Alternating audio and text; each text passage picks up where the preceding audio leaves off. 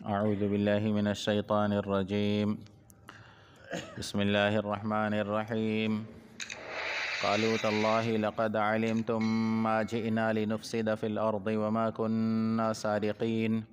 قالوا فما جزاؤه إن كنتم كاذبين.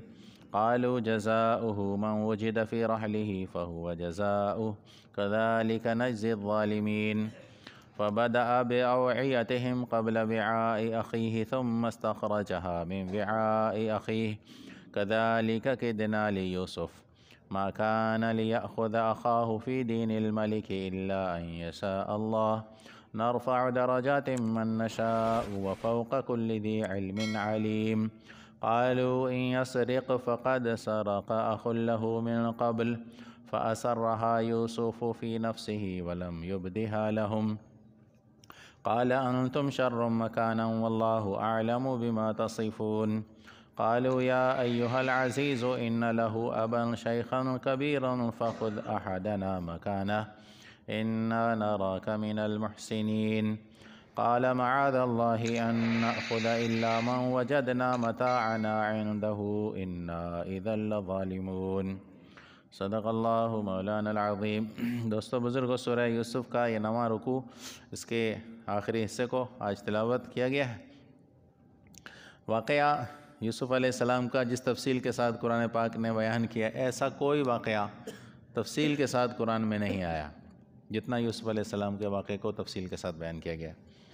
تو پچھلی مجلس میں آپ یہ سن چکے کہ یوسف علیہ السلام نے اپنے بھائی بنیامین کو منگوا لیا تھا، پہنچا مصر میں، اور اس کو اپنے حساب سے بتا بھی دیا تھا کہ میں تمہارا بھائی ہوں، وہی گم شدہ بھائی جو گم ہو گیا تھا تمہارا، تم سے بڑا. بنیامین چھوٹے تھے، یوسف علیہ السلام ان سے بڑے تھے. وہی تمہارا بھائی ہوں، لیکن ابھی تذکرہ نہیں کرنا، نہ بھائیوں سے نہ ابا جان سے، کسی کو نہیں بتانا ہے. تو بنیامین تو مطمئن ہو گیا، لیکن یوسف علیہ السلام نے پھر اسے کہا کہ میں تمہیں واپس کنعان بھیجنا نہیں چاہتا، میرا دل چاہتا ہے کہ تم میرے ساتھ یہاں ہی رہو. تو بنیامین نے بتایا کہ نہیں، ابا جان نے تو سخت بھائیوں کو سخت تاکید کی ہے، سخت پکا وعدہ لیا ہے، اب یہ تو مجھے نہیں چھوڑیں گے، یہ تو مجھے ضرور لے جائیں گے واپس کنعان. تو یوسف علیہ السلام نے ایک تدبیر کی، اور وہ تدبیر پچھلے واقعے میں آپ سن چکے ہیں کہ پیمانہ جو تھا وہ چاندی کا تھا، یا بعض کہتے ہیں سونے کا تھا، بعض کہتے ہیں کوئی خاص سرکاری چیز تھی. ایک سرکاری چیز جو ہے نا وہ عوام میں چلی جائے تو واپس آ جاتی ہے، کیونکہ وہ اس کو کوئی نہیں خریدتا. تو کہتے ہیں کہ سرکاری کوئی پیمانہ تھا جس سے اناج بھر بھر کے لوگوں کو دیا جاتا تھا، وہ بنیامین کے سامان میں ڈال دیا گیا. اور قافلے کو جب روانہ کر دیا گیا، قافلہ مصر کا شہر چھوڑ کر باہر نکلا، تو پیچھے سے ایک منادی اور اعلان کرنے والا آیا. اس نے کہا بھئی قافلے والو، تم لوگ چور ہو، تم چوری کر کے جا رہے ہو سرکاری.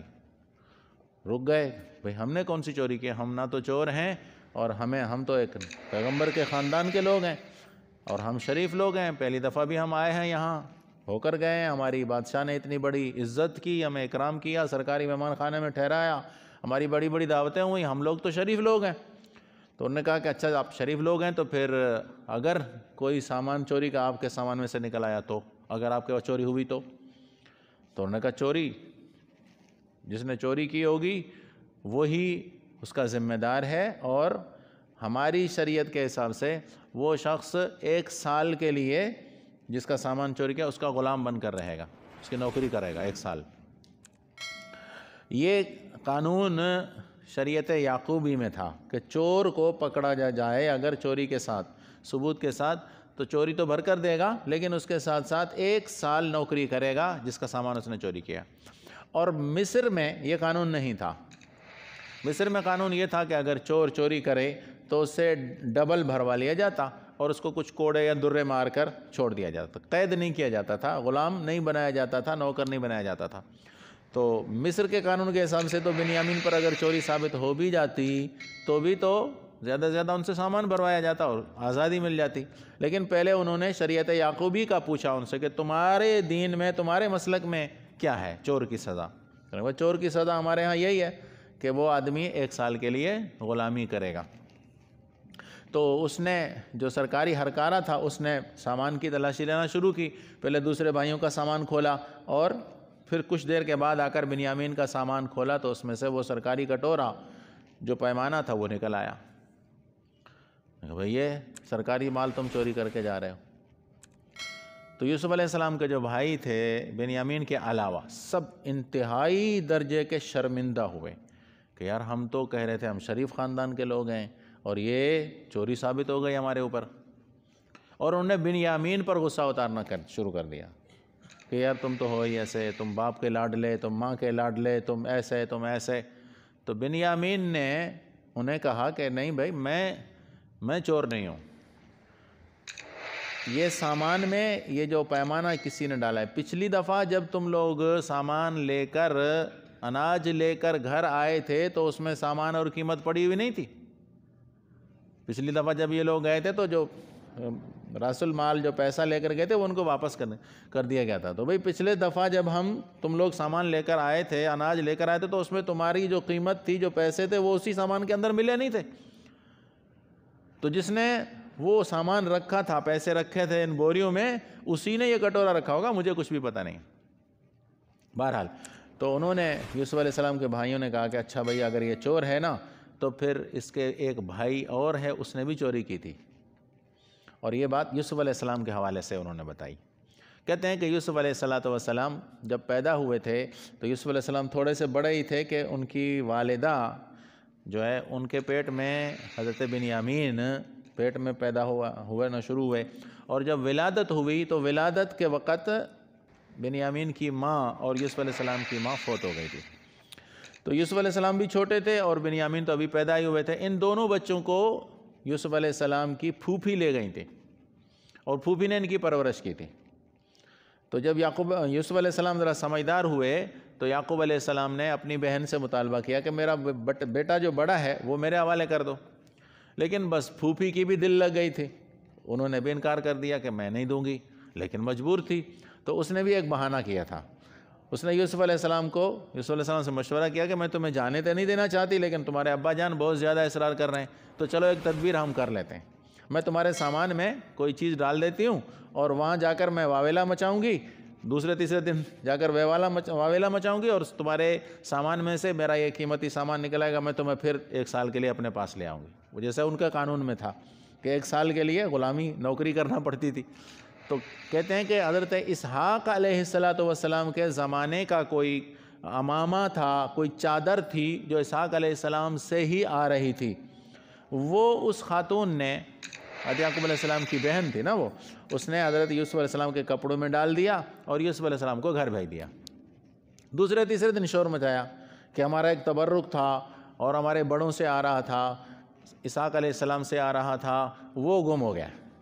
وہ تلاش کرتے کرتے یوسف علیہ السلام کے کپڑوں میں سے نکلا، خود ڈالا گیا تھا، یوسف علیہ السلام کو بھی پتہ تھا۔ تو اسی طرح یوسف علیہ السلام واپس پھر اپنی پھوپھی کے گھر آ گئے، اور جب تک پھوپھی زندہ رہی یعقوب علیہ السلام نے دوبارہ مطالبہ نہیں کیا۔ پھوپھی فوت ہوئی، اس کے بعد یوسف علیہ السلام کو والد اپنے گھر لے آیا اور بنیامین کو بھی اپنے گھر لے آیا۔ تو انہوں نے بھائیوں نے کہا کہ ہاں اس کے بھائی نے بھی چوری کی تھی، یار ہاں یہ تو ہے ہی چور، اس کے بھائی نے بھی چوری کی تھی اور اس نے بھی چوری کی۔ بہرحال بنیامین مطمئن تھا، اس کو تو پتہ تھا کہ یہ سارا ایک ڈرامہ ہے، ایک تدبیر کی گئی ہے، اور مجھے پھنسانے کے لیے نہیں، مجھے یہاں بٹھانے کے لیے کہ میں یہاں رہوں۔ صحیح ہے، یہاں کا قانون کے حساب سے، آپ کے شریعت کے قانون کے حساب سے ابھی بنیامین یہاں رہے گا اور تم لوگ چلے جاؤ۔ اب جب یہ روانہ ہونے لگے، بنیامین تو گرفتار ہو گیا نا ایک حساب سے، اب جب روانہ ہونے لگے تو ان میں سے جو بڑا بھائی تھا ان کا، وہ بہت زیادہ غصے میں آ گیا۔ اس نے کہا ایسے میں سرکاری افسروں کو، پولیس کو تھوڑی لے جانے دوں گا بنیامین، میں نہیں لے جانے دوں گا، ہم میں سے کوئی اور لے لے۔ اس کا والد جو ہے نا بہت بوڑھا ہے اور وہ معذور بھی ہے، آنکھوں سے بھی معذور ہے، آنکھیں یوسف علیہ السلام کی ضائع ہو چکی۔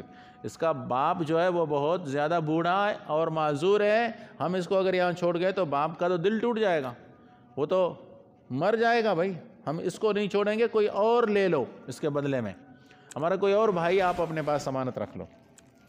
تو یوسف علیہ السلام نے کہا نہیں، ایسا تو نہیں ہو سکتا، یہ ظلم ہم نہیں کر سکتے، یہ تو ظلم ہوگا نا، چوری ایک کرے اور بھرے کوئی اور۔ شریعت ابراہیمی، ابراہیم علیہ السلام کے دین میں تو ہے اللہ تزیرہ وازرۃ وزر اخرى، کہ بھئی جرمانہ ایک کرے اور بھرے کوئی اور، یہ تو کسی شریعت میں نہیں ہے، اس وقت جو شریعت ابراہیمی تھی اس میں تو نہیں ہے، تو ہم دوسرے بھائی کو اس کے بدلے میں نہیں لے سکتے، ہم رکھیں گے تو اسی کو رکھیں گے، 1 سال کے لیے ہمارے پاس رہے گا۔ تو کہتے ہیں وہ جو بڑا یہودا جس کا نام آتا ہے، بعد نے اس کا نام روہیل لکھا ہے، وہ ذرا یوسف علیہ السلام کے ساتھ ہمدردی بھی کی تھی اس نے، اور اسی نے کہا تھا کہ اس کو قتل نہیں کرو، کنویں میں ڈال دو تاکہ زندہ تو بچ جائے۔ تو اس نے ذرا پہلوان بھی تھا، اس نے طاقت دکھائی اور الجھ پڑا سرکاری کارندوں کے ساتھ۔ تو یوسف علیہ السلام بھی آ چکے تھے، اور یوسف علیہ السلام نے ایک لتی ماری اس کو اور وہ خاموش ہو گیا، کیونکہ یہ تو پیغمبر تھے، نبی تھے، اور نبی کی طاقت تو اور ہوتی ہے۔ تو یوسف علیہ السلام نے اس کو مقہور کر دیا، مغلوب کر دیا کہ یہ تمہاری جو ہے نا غنڈہ گردی نہیں چلے گی، جو سرکاری قانون ہے جو تم نے اپنی شریعت کے حساب سے بتایا اسی حساب سے بنیامین یہ جو ہے نا چور ہے ہمارا، اور یہ یہاں رہے گا۔ لے گئے۔ اب یہ لوگ جو ہے نا مصر آ کر پہنچتے ہیں، تو یعقوب علیہ السلام کو آ کر بتاتے ہیں کہ یا ابانا ان ابنک سرق، کہ ہم نے وعدہ تو آپ کے ساتھ کیا تھا، لیکن ہم نے آپ کے ساتھ جو معاہدہ کیا تھا وہ اپنی طاقت کے مطابق کیا تھا، ہمیں یہ نہیں تھا معلوم کہ کل کو کیا ہونے والا ہے، ہمیں نہیں تھا پتہ کہ یہ چوری کرے گا۔ اس نے چوری کی، اس کی وجہ سے اس کو سرکار مصر نے اپنے پاس بٹھا دیا۔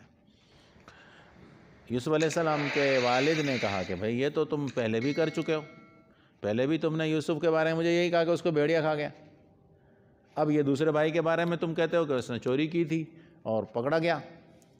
تو انہوں نے کہا کہ ابا جان، ہم جس قافلے کے ساتھ گئے تھے یہاں سے، معلوم ہوتا ہے کہ اور بھی لوگ تھے وہاں کے علاقے، ان سے پوچھ لیں آپ، یا مصر کوئی آدمی بھیج کر وہاں سے معلوم کر لیں کہ بنیامین واقعی وہاں زندہ سلامت ہے کہ نہیں ہے۔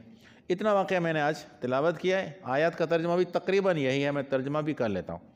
تو ان نے کہا کہ اللہ کی قسم آپ جانتے ہیں کہ ہم تو فسادی نہیں ہیں اور نہ ہم چور ہیں۔ جب انہوں نے کہا نا کہ تم چور ہو، تو اس نے کہا نہیں۔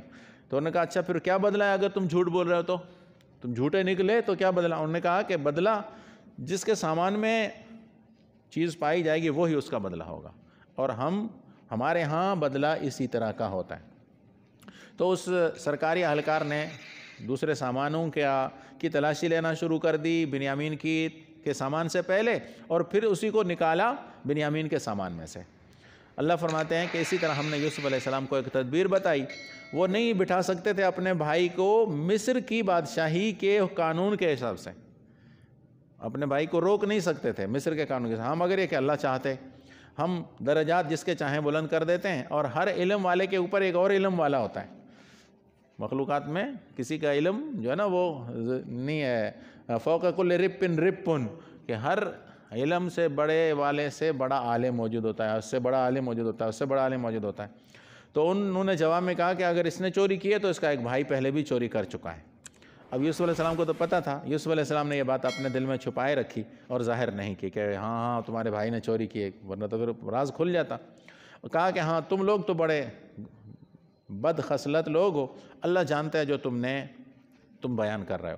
انہوں نے کہا کہ عزیز مصر، اس کا باپ بوڑھا ہے، آپ ہم میں سے کوئی ایک اس کے بدلے میں لے لیں، ہم دیکھ رہے ہیں کہ آپ بڑے اچھا سلوک کرنے والے ہیں۔ یوسف علیہ السلام نے کہا اللہ کی پناہ کہ ہم لے لیں اس آدمی کو کے علاوہ جس کے بعد ہمارا سامان نکلا ہے، یہ تو پھر ہماری طرف سے ظلم ہو جائے گا۔ میں نے آیت تلاوت کی، یہاں تک کا ترجمہ ہے۔ قرآن مجید دیکھیں کتنی تفصیل کے ساتھ بنے گی۔ ایک دو مسئلے یہاں سمجھنے ہیں ہم نے۔ سب سے پہلا مسئلہ یہ ہے کہ اب تک یوسف علیہ السلام نہ اپنے آپ کو ظاہر ہونے دے رہے، نہ تو اپنے والد کو اطلاع دے رہے ہیں، بجائے اس کے کہ والد کو اطلاع دیتے والد کو صدمہ دے رہے ہیں۔ بھائی کو یہاں بٹھا دیا تو والد کی کیا حالت ہوگی؟ ان کو تو پتہ تھا نا کہ باپ میرے کو مجھ سے اور میرے چھوٹے بھائی بنیامین سے کتنی محبت تھی، بٹھا دیا، بٹھایا۔ تو والد کو جب علم ہوگا، والد کو جب پتہ لگے گا کہ بادشاہ نے میرے بیٹے کو روک لیا چوری کے بدلے، تو اس کے دل پر کیا بیتے گی؟ یعنی ہمارے عام عرف میں بھی یہ بات ظلم ہے کہ بھئی نہ تو والد کو اطلاع دے رہے ہیں آپ کہ بھئی میں زندہ ہوں، میں عزیز مصر بن گیا ہوں، نہ، یہ بھی بات چھپائی ہوئی ہے۔ اور پھر باپ کو بجائے اس کے کہ تسلی دیتے، باپ کے دل کو اور توڑ رہے ہیں کہ بھائی کو بٹھا دیا۔ ٹھیک ہے، تو عام آدمی بھی یہ سلوک اگر کرے تو ظلم کے زمرے میں آتا ہے۔ یہ تو پیغمبر ہیں، یہ تو نبی ہے، نبی تو ایسا کام نہیں کر سکتا۔ تو میرے بھائی یہ ذہن میں رکھیں، ہر بات کو ایک پیمانے کے ساتھ نہیں تولا جاتا، بات کا پیمانہ الگ ہوتا ہے۔ موسیٰ علیہ السلام ایک دفعہ کشتی میں بیٹھتے ہیں، خضر علیہ السلام کے ساتھ کشتی میں جا رہے ہیں، پڑھا ہے، سنا ہوگا واقعہ۔ خضر علیہ السلام نے کشتی کو اٹھا کے کلہاڑا ٹھا اس کے تختے 3-4 اکھیڑ دیے، ٹھیک ہے۔ آگے جب اترتے ہیں تو گلی میں بچے کھیل رہے ہیں، ایک بچے کو قتل کر دیا، ایک بچے کو مار دیا۔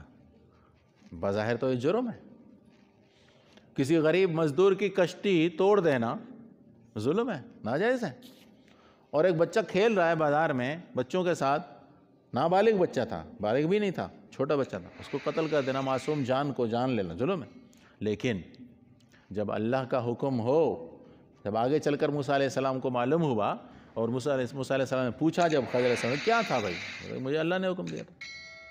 تو جب اللہ حکم دے دیں تو کون سی چیز ناجائز رہتی ہے؟ پھر جب اللہ کا حکم ہو تو پھر کوئی چیز ناجائز نہیں رہتی ہے، یاد رکھیں۔ عرب میں ایک مشہور چیز تھی کہ جس کا آدمی بیٹا بول لے، بیٹا لے پالک جس کو ہم کہتے ہیں، لے پالک کی بیوی سے شادی نہیں کر سکتے، یعنی سسر جو ہے، بظاہر جو سسر بنا ہوا ہے وہ اس کی تو بہو بن گئی، بیٹی بن گئی، اس کا نکاح نہیں کر سکتے، یہ ناجائز کام تھا۔ لیکن نبی کریم صلی اللہ علیہ وسلم نے زید بن ثابت رضی اللہ تعالیٰ عنہ کو اپنا بیٹا بنایا ہوا تھا، انہوں نے اپنی بیوی کو طلاق دے دی، حضرت زینب کو، اور نبی کریم صلی اللہ علیہ وسلم نے نکاح کر لیا۔ عرب میں بڑی بدنامی کہ ارے یار دیکھو اس نے اپنے بیٹے کی بیوی سے شادی کر لیا۔ لیکن قرآن پاک نے فرمایا فَلَمَّا زَوَّجْنَاكَهَا فَلَمَّا قَضَىٰ زَيْدٌ مِّنْهَا وَطَرًا زَوَّجْنَاكَهَا کہ جب زید نے اس کو طلاق دے دی تو ہم نے آپ کے ساتھ اس کا نکاح کروا دیا۔ جب اللہ کا حکم آ گیا تو بس معاملہ ختم۔ کوئی ناجائز چیز تو تب رہتی ہے جب اللہ کا حکم اس کو ناجائز قرار دے، جب اللہ کا حکم اس کو جائز قرار دے دیتا ہے تو وہ چیز جائز ہو جاتی۔ تو یوسف علیہ السلام بھی اللہ کے حکم سے یہ سارا کچھ کر رہے تھے، اس لیے کوئی اعتراض نہیں ہے۔ یہ کسی کے دل میں خباثت آئے وہ اس طرح کے اعتراضات کرے تو بھلے کریں، ایک بات یہ۔ دوسری بات کہ یوسف علیہ السلام نے اپنے بھائی کو بٹھانے کے لیے ایک ہیلا اور حربہ آزمایا تھا کہ بھائی میرے پاس رہ جائے، واپس کنعان نہ جائے، میں اس کو اپنے پاس بٹھاؤں۔ کیا طریقہ کار اختیار کیا؟ برتن اس کے سامان میں چھپا دیا، پھر اعلان ہوا اور پھر تلاشی لی گئی تو بھائی کے سامان میں سے نکلا بھائی تمہارے، ان کے اپنے دین یعقوبی میں بھی یہی بات تھی کہ چور جو ثابت ہو جائے وہ چور جو ہے وہ 1 سال کی نوکری کرتا ہے تو اپنے پاس بٹھا لیں۔ یہ ایک ہیلا ہے، اور قرآن نے بھی اس کو کہا ہے کہ کَذَلِكَ كِدْنَا لِيُوسُف کہ یوسف علیہ السلام کو ہم نے ایک ہیلا بنا کر دیا۔ بہت سارے لوگ اس حوالے سے اعتراضات کرتے ہیں، کہتے ہیں جی حلال کو حرام بنانے کا ہیلا بنا رہے ہو تم لوگ۔ کچھ لوگ سود کے معاملات کو جائز طریقوں سے کرتے ہیں کہ بھئی جائز سود نہ بنے اور طریقہ جائز ہو جائے، کہتے ہیں نہیں یہ تو مولویوں نے خواہ جو ہے نا وہ سود کو حلال کر دیا۔ یہ یاد رکھیں کہ شریعت جس چیز کو حرام قرار دے اس کو حلال کوئی نہیں کر سکتا۔ شریعت نے جو چیز فرض کی ہے وہ کبھی معاف نہیں ہو سکتی، ٹھیک؟ اب اگر کوئی آدمی شریعت کے حکم کو پامال کرنے کے لیے کوئی ہیلا کرتا ہے، ایسی تدبیر کرتا ہے کہ شریعت کا حکم مجھ پر نہ رہے، میں آپ کو مثال دیتا ہوں۔ ایک آدمی رمضان شریف آ گیا، گرمی کا موسم تھا، روزے رکھنے تھے، لیکن اس نے سوچا روزے میں تو نہیں رکھ سکوں گا، کیا کروں؟ سفر پہ نکل جاتا ہوں۔ سفر میں روزے نہیں رکھنے نا، تو میں نکل جاتا ہوں سفر میں، ابھی روزے میں اس سے معاف ہو جائیں، پھر رکھ لوں گا سردیوں میں۔ تو شریعت کے ایک اچھا خواہ سفر پہ نکل، مجبوری تو الگ بات، خواہ کہ ابھی میں روزے نہ رکھوں، شریعت کے ایک حکم سے کنی کترانے کے لیے ایک ہیلا اس نے کر لیا۔ یا دوسری صورت ایک اور بھی میں آپ کو بتا دوں، آدمی پر جب سال پورا کسی رقم، پیسے، سونا چاندی وغیرہ سال پورا اس کے پاس موجود ہو تو زکوٰۃ فرض ہو جاتی ہے۔ اب کیا کرتا ہے کہ سال ابھی پورا نہیں ہوا، 2-3 دن باقی تھے، اٹھا کر پیسے سامان سارا دے دیا کسی کو، بیٹے کو دے دیا، بیوی کو دے دیا، بھائی کو دے دیا، یہ تمہارا ہوا، اور پتہ ہے کہ مجھے واپس کر دے گا۔ پھر 10 دنوں کے بعد اسے واپس لے لیا، کوئی سال تو نہیں گزرا تھا نا مال پہ، میں نے تو چھوڑ دیا مال، میرے پاس تو تھا ہی نہیں، زکوٰۃ کہاں سے دوں گا؟ زکوٰۃ سے یعنی شریعت کے ایک حکم سے بچنے کے لیے ہیلا، یہ ناجائز ہے، یہ حرام ہے۔ بزرگوں نے ایک واقعہ لکھا ہے، کہتے ہیں کہ ایک آدمی تھا بڑا مالدار، وہ بھی کچھ مولویوں کی صحبت میں بیٹھا ہوا تھا، اس کا مسئلے کا معلوم تھا، جیسے میں نے ابھی آپ کو مسئلہ بتایا نا کہ سال پورا ہونے سے پہلے پیسے کوئی چیز خرید لی، ٹھیک ہے، سال پورا ہی نہیں ہوتا پھر زمین خرید لی، پھر زمین بیچ دی، ٹھیک ہے، 5 مہینے کے بعد زمین بیچ دی، پیسے پھر آ گئے، پھر سال پورا نہیں ہوا کہ زمین لے لی، پھر بیچ دی تاکہ زکوٰۃ نہ دے سکوں۔ بڑے مالداروں کو بڑی فکر ہوتی ہے، بھائی کروڑوں میں سے 2.5 لاکھ روپے نکلتے ہیں، 2.5 لاکھ روپے کون دے بھائی؟ ٹھیک ہے نا، لاکھ میں سے تو 2,500 دینا آسان ہے، غریب آدمی تو دے دیتا ہے، لیکن کروڑ پتی آدمی سوچتا ہے کہ میرے پاس 100 کروڑ روپے ہیں، 2.5 کروڑ روپے زکوٰۃ کیسے دوں میں؟ تو کیا کروں گا؟ خرید لیا، کوئی پلاٹ خرید لیا، زمین خرید، زکوٰۃ نہیں ہے نا مفتی صاحب؟ نہیں بابا، تیرے زکوٰۃ کہاں سے؟ پلاٹ لیا تو نے، چل پھر بیچ دیا، پھر پیسے اٹھا کر رکھ لیے، پھر اسی طرح سال گزرنے سے پہلے شریعت کے ایک حکم سے کنی کترانے کے لیے ہیلا کرنا یہ ناجائز اور حرام ہے، یہ حرام کہا جاتا ہے۔ میں مثال دے رہا تھا، ایک کتاب میں ایک واقعہ لکھا ہوا ہے کہ بڑا مالدار آدمی تھا، بڑا مالدار، جب سال پورا ہو جاتا تو وہ زکوٰۃ کا سونا نکلتا، پورا تھال، ایک بڑے تھال میں سونا اس کا آ جاتا ہے زکوٰۃ کا۔ اچھا وہ کرتا کیا کہ اس تھال میں سونا رکھا اور اس کے اوپر کاغذ ڈالا، اس کاغذ کے اوپر گندم، مکئی، جو یہ جو ہے نا اس کے اوپر بچھا دیا، سارے کے اوپر گندم ڈال دی۔ اب تھال اٹھایا، لے گیا مدرسے میں، کہنے لگا بچوں یہ لو۔ بچوں نے کہا یہ کیا ہے انکل؟ یہ گندم ہے، زکوٰۃ کی ہے، یہ زکوٰۃ کا مال ہے، گندم ہی نہیں، یہ زکوٰۃ کا مال ہے۔ وہ تھال ہوتا نا پورا تھال ہے، اس کے نیچے سونا چھپا ہوا ہے، لیکن اوپر جو ہے وہ گندم پڑی ہوئی۔ انکل کیا ہے، کیا لائے ہم مدرسہ؟ زکوٰۃ ہے، یہ زکوٰۃ کا مال ہے۔ اچھا تھوڑی دیر وہاں بیٹھا، زکوٰۃ کا مال ہے یہ، تم لے لو، لے جاؤ۔ تھوڑی دیر کے بعد بچوں کو کہتا اچھا بچوں ایسا کرو، یہ تم اس کو کیا کرو گے؟ اس کے پیسے لے لو مجھ سے۔ اب لڑکے کیا، مدرسے کے طلبہ کیا سوچتے ہیں، یہ تو گندم ہے، 10 روپے کی، 20 روپے کی، 50 روپے کی، 100 روپے کی گندم ہی تو ہوگی۔ وہ کہتا اچھا ہمیں خرچی دے دے۔ وہ ان بچوں کو 5-5 10-10 روپے کہتا جی اس کی قیمت جو ہے نا وہ 5-5 10 روپے بنتی ہے، تم لوگ خرچی لے لو۔ خرچی بچوں کو دے کر وہی سونا پھر اپنے آ کر گھر میں رکھ دیتا تھا۔ یہ ہے ہیلا، اس کو بولتے ہیں شریعت کے ایک حکم سے انحراف کرنے کے لیے ہیلا کرنا۔ اب بچوں کو تو پتہ نہیں سونا ہے نیچے، ورنہ تو نہیں چھوڑتے، اب وہ سونا نیچے چھپایا ہوا ہے، اوپر اناج ڈالا ہوا ہے۔ اب بچے سوچیں گے اناج ہم کیا کریں گے؟ چلو ہمیں تو خرچی مل رہی ہے، پیسے مل رہے ہیں۔ بچوں نے کہا ٹھیک ہے، آپ نے ہمیں دے دی، بھائی میں نے آپ کو دے دی نا، ہاں دے، چلو اس کے پیسے لے لو، مجھے واپس دے دو۔ اور وہ لے جاتا۔ اور کہتے ہیں اس کے بارے میں کہ جب وہ اس کی وفات ہوئی، مرا، تو اتنی بڑی زبان ہو گئی تھی اس کی، باہر نکل آئی تھی، کیونکہ اسی زبان سے وہ جھوٹ بولتا تھا۔ یہ جھوٹ تھا نا کہ یہ زکوٰۃ ہے، حالانکہ اس کے اندر سونا پڑا تھا۔ یہ بولتا نا بچوں کو کہ سونا لایا ہوں میں زکوٰۃ کا، تو کوئی چھوڑتا ہی نہیں اس کو، سب لے لیتے اس سے۔ تو اس طرح ہیلے یہ حرام ہے، لیکن ایک کام کرنا ہے اور اس کی صورتیں کچھ جائز کچھ ناجائز ہیں، تو ناجائز صورتوں کو چھوڑ کر جائز صورت اختیار کرنا یا جائز صورت کا ہیلا بنانا یہ شرعاً جائز ہے اور ہماری شریعت میں ثابت ہے۔ دیکھیں یوسف علیہ السلام نے یہ کیا نا، یہ ہیلا ہے کہ بھائی کو تو بٹھانا تھا اور بھائی کو مطمئن کر دیا تھا کہ میں تمہیں اپنے پاس رکھوں گا۔ اس کو پتا تھا کہ میں چور نہیں ہوں، یہ بھی کہا تھا کہ تم پر الزام لگے گا، تم اندر چور نہیں ہوگے۔ اور ایک اور واقعہ بھی میں سناتا تھا، یعقوب علیہ السلام کسی بات پر ناراض ہو گئے، بیمار تھے جب، تو کسی بات پر ناراض ہو گئے اور قسم کھائی کہ میں اپنی بیوی کو 100 چابک ماروں گا، قسم کھا لی۔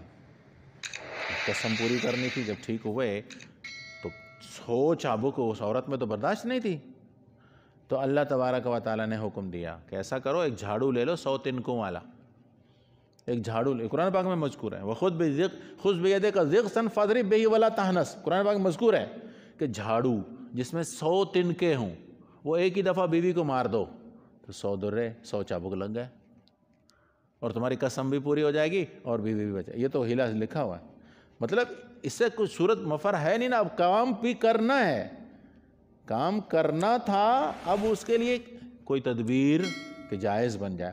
نبی کریم صلی اللہ علیہ وسلم کے زمانے میں آپ صلی اللہ علیہ وسلم ایک عامل جو اس زمانے زکوٰۃ وصول کرنے والے لوگ ہوتے تھے، ایک علاقے کا عامل جو ہے وہاں سے کھجور زکوٰۃ میں وصول کر کے لے آیا، لیکن کھجور ساری عمدہ تھی، اعلیٰ درجے کی، اور زکوٰۃ میں قانون یہ ہے کہ اچھا مال بھی نہیں لینا اور ردی مال بھی نہیں، درمیانہ مال لینا، درمیانہ مال۔ تو کھجور تو مختلف قسم کی ہوتی ہے، تو زکوٰۃ وصول کرنے والے درمیانی کھجور لے آتے تھے، لیکن وہ لے آیا بہت اعلیٰ درجے کی کھجور۔ تو حضور نے فرمایا کیا یہ خیبر میں ساری کھجور ایسی ہوتی ہے کہ تم ایسی لائے؟ تو اس نے کہا نہیں یا رسول اللہ ایسا نہیں ہوا، مجھے تو کھجور جو زکوٰۃ میں ملی تھی وہ درمیانی تھی، میں نے یہ درمیانی کھجور دکاندار کو دے دی اور اس سے اچھی کھجور لے آیا، لیکن درمیانی کھجور میں نے زیادہ دی اور اچھی کھجور مجھے کم ملی، یعنی 5 کلو میں نے دیے تو مجھے 2.5 کلو ملے ہیں، سادہ کھجور جو ہے میں نے 5 کلو دیے تو مجھے 2.5 کلو اچھی والی کھجور ملی۔ نبی کریم صلی اللہ علیہ وسلم نے فرمایا نہیں، یہ تو جائز نہیں ہے، یہ تو جائز نہیں ہے، یہ تو سود ہے۔ جنسوں میں کمی بیشی حرام ہے، یاد رکھیں، سود ہے۔ گندم کے بدلے میں گندم، ایک نئی ہے ایک پرانی ہے، تو بھائی تم کیا کرو، 1 بوری مجھے دے دو نئی، میں تمہیں 2 بوری پرانی گندم دیتا ہوں، یہ سود ہے۔ تم مجھے 120 روپے کے پرانے نوٹ دے دو، میں تمہیں 100 نئے نوٹ دیتا ہوں، یہ سود ہے، ٹھیک ہے۔ اور وقت کے بدلے میں پیسہ رکھنا یہ بھی سود ہے، کہ 1 لاکھ روپے لے جاؤ، سال کے بعد مجھے 1,20,000 روپے دینا، چونکہ اور کوئی بیچ میں چیز نہیں ہے نا، پیسے کے بدلے میں وقت ہے، صرف اس وقت تک تم پیسے رکھ سکتے ہو، بعد میں مجھے 1,20,000 کر کے دینا، یہ سود ہے۔ پر جنسوں میں تو صاف سود ہے، گندم کے بدلے میں گندم، جو کے بدلے میں جو، اسی طرح چاول کے بدلے میں چاول، کھجور کے بدلے میں کھجور، سونے کے بدلے میں سونا، چاندی کے بدلے میں چاندی، برابر برابر چاہیے، کمی بیشی حرام ہے، ٹھیک۔ تو حضور نے فرمایا یہ طریقہ تو ناجائز ہے، یہ تو سود ہے۔ وہ صحابی بڑا مغموم ہوا کہ اللہ اکبر، یہ تو میں نے ایک ناجائز معاملہ کر لیا۔ تو نبی کریم صلی اللہ علیہ وسلم فرمایا نہیں غمگین نہ ہو، ایسا کر، ایسا کیا کرو کہ تم پہلے کھجور اپنی بیچ کر دے دو دکاندار کو، بھائی یہ کھجور ہے میری، کیا حساب کلو کا لے گا، جتنے بھی لے وے تم اس کو کھجور بیچ کر دے دو، تمہیں پیسے دے گا نا، تم انہی پیسوں میں اچھی کھجور لے لو، اس سے بھلے تھوڑی ملے۔ دیکھیں فرق کیا ہے۔ اب ہر آدمی کے بات سمجھ میں نہیں آتی، کہ مولوی جو ہے نا بہانے بناتے ہیں، مولوی ہیلے کرتے ہیں، یہ تو حدیث میں واقعہ مذکور ہے کہ حضور نے فرمایا کھجور دے کر کھجور نہیں خریدو، کمی بیشی کے ساتھ پوری خریدو، ہاں کھجور تم بیچ کر دے دو، اس کو بیچ دی کھجور، ٹھیک ہے، کھجور تمہاری 5 روپے کی اس نے رکھ لی، اب 5 روپے کی تم اچھی کھجور دے دو، تم نے دیے تھے 5 کلو، وہ بھلے 2.5 کلو دے گا، 5 روپے کے 2.5 کلو دے دے بھلے، لیکن تم نے تو پیسوں کے بدلے میں کھجور لی ہے نا، تم نے کھجور کے بدلے میں کھجور نہیں لی۔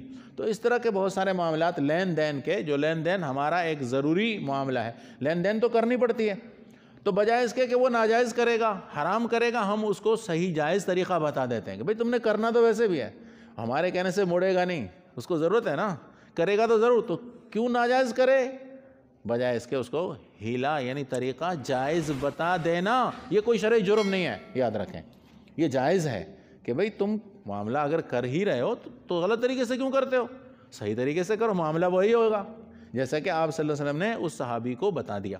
تو معلوم ہوتا ہے کہ ہیلا ایسا ہیلا جس سے شریعت کا کوئی حکم سے انحرافی نہ ہو رہی ہو، یاد رکھیں وہ حرام ہے، شریعت کے کسی حکم سے انحرافی کرنی کترانا مقصد ہو وہ ہیلا حرام۔ البتہ معاملات وغیرہ میں کچھ ایسی صورتوں میں جہاں معاملات بھی ضروری ہیں کرنے پڑتے ہیں، اور اس میں کچھ صورتیں جائز ہوں کچھ صورتیں ناجائز ہوں۔ اب جائز صورتوں کو لوگ نہیں جانتے تو وہ پوچھ لیتے ہیں، تو ان کو جائز صورت بتاتے، بھائی یہ صورت جائز ہے، اس کو تم حرام نہیں سمجھو۔ اب لوگ نہیں یہ تو سود ہے بھائی، وہ ہمارے یہ اپر سندھ کے علاقوں میں لوگ قسطوں پہ گاڑیاں دیتے ہیں، کہتے ہیں یہ تو سود ہے۔ کیوں بھائی سود ہے؟ کہتے سود ہے۔ بھائی کیسے سود ہو گیا؟ فتوے بھی تم اپنے دیتے ہو، علماء سے تو پوچھتے بھی نہیں ہو بھائی، کیونکہ گاڑی 60,000 کی ہے وہ 80,000 میں دے رہا ہے۔ اچھا، ایک آدمی جاتا ہے جنگل میں، کلاڑی لی اس نے، ایک درخت میں اس کو بڑا چھتا شہد کا نظر آیا، اس نے کلاڑی ماری اور شہد کی 4 بوتلیں لے کر آ گیا دکان پر۔ دکان والے کو کہا شہد لے گا؟ اس نے کہا لوں گا۔ اس نے کہا کتنے کی؟ 4,000 روپے کی ایک بوتل ہے۔ ہاں بھائی واہ، 8 آنے کی کلاڑی لے گیا تھا، ابھی 4,000 روپے مانگ رہے بوتل کے، کوئی کہہ سکتا ہے اس کو بولو نا بھائی تم تو فری میں شہد لائے ہو، مجھے پیسوں کے ساتھ کیوں دے رہے ہو؟ تم تو جنگل سے فری میں لائے ہو، یہاں 4,000 روپے کی بوتل کیوں بیچ رہے ہو؟ اس نے کیا کچھ نہیں ہے اور وہ 4,000 روپے بوتل کے مانگ رہے ہیں، یہاں خوشی دے دیتے ہیں، کبھی کسی نے اعتراض نہیں کیا۔ تو جو چیز آپ کو ابھی 60,000 کی لگ رہی ہے وہ سال کے بعد تو 80,000 کی ہو ہی جائے گی، آپ تو سال کے بعد اس کو پیسے ادا کرنا ہے نا، تو اس چیز کی قیمت تو رکتی نہیں ہے نا، قیمت ہر چیز کی بڑھتی رہتی ہے۔ تو ادھار میں کسی چیز کو مہنگا کر کے بیچنا، چیز ہو پیسے نہ ہو، چیز کو شرعاً جائز ہے، البتہ کسی کی مجبوری سے فائدہ نہیں اٹھانا چاہیے، یہ یاد رکھیں۔ مجبوری کسی کو مجبوری استعمال کرنا حرام ہے، مجبور ہے وہ ضرور مجھ سے ہی لے رہا ہے، کہیں اور اس کو راستہ ہی نہیں ہے، اب خواہ جو ہے نا اتنا ریٹ بڑھا کر دینا کہ اس کی چمڑی ادھڑ جائے، یہ جائز نہیں ہوگا، یہ ناجائز ہے، سود نہیں ہے، سود الگ چیز ہے۔ ہاں معاملہ گناہ کا ہوا کیونکہ آپ نے کسی کی مجبوری سے غلط فائدہ اٹھایا، ایک مجبور کو آپ نے خامخواہ زیادہ مجبور کیا اور اس کی چمڑی کو ادھر ڈالا، یہ الگ چیز ہے، یہ الگ گناہ ہے، سود کا گناہ لازم نہیں آتا۔ بہت سارے لوگ ایسے فتوے دے دیتے ہیں، کہتے ہیں جی نہیں یہ تو سود ہے، بس جائز کرا دے دیا آپ نے، کیسے بھائی نہیں ہوتا۔ نبی کریم صلی اللہ علیہ وسلم نے ارشاد فرمایا کہ گندم اور جو گھر میں ملا کر رکھو، اس میں بڑا فائدہ ہوتا ہے۔ حضور نے حدیث میں آتا ہے کہ جب تم گھر میں اناج رکھتے ہو نا، لوگ سال کا اناج رکھ لیتے ہیں نا، تو گندم میں جو ملا لینے سے برکت ہوتی ہے، ایک۔ نمبر 2 فرمایا کہ ادھار چیز بیچنے میں بھی برکت ہوتی ہے، حدیث میں موجود ہے، ادھار بیچنے میں بھی برکت ہے، ادھار بیچنے میں بھی فائدہ زیادہ ہوتا ہے، اس لیے کہ منافع آدمی زیادہ لیتا ہے نا، نقد والے منافع سے ادھار والا منافع زیادہ ہی ہے، جبھی تو آپ صلی اللہ علیہ وسلم فرمایا نا کہ ادھار بیچنے میں بھی برکت ہے اور گندم کے ساتھ جو ملا کر رکھ دینے میں بھی برکت ہے۔ وہ ساری چیزیں ساتھ میں رکھنی چاہیے آدمی کو کہ بھائی اللہ کے نبی پاک صلی اللہ علیہ وسلم کے فرامین ہیں، نبی صلی اللہ علیہ وسلم کے طریقہ کار ہیں، لین دین اس زمانے میں بھی چلتا تھا، اس زمانے میں بھی ادھار لیتے تھے لوگ، قرض لیتے تھے اور ادھار کی چیزیں بیچتے تھے، سب کچھ تھا، آج کی نئی کوئی چیز نہیں ہے۔ ہاں صورتیں بدل گئی ہیں، کچھ شکلیں بدل گئی ہیں، تو بہرحال ہیلا، ایسا ہیلا کہ جس سے ایک چیز کی جائز صورتیں بھی ہوں ناجائز بھی ہوں، تو جائز صورت کو اختیار کر لینا یہ جائز ہے اور اس کو حرام نہیں کہا جاتا۔ البتہ شریعت کا کسی ایک چیز شریعت میں حرام ہے، اس کو خامخواہ کسی طریقے سے حلال کرنے کا سوچیں، ٹھیک ہے نا، اس طرح کا کوئی ہیلا کرنا یہ جائز نہیں ہوگا۔ اللہ تعالی ہمیں سمجھ عطا فرمائے۔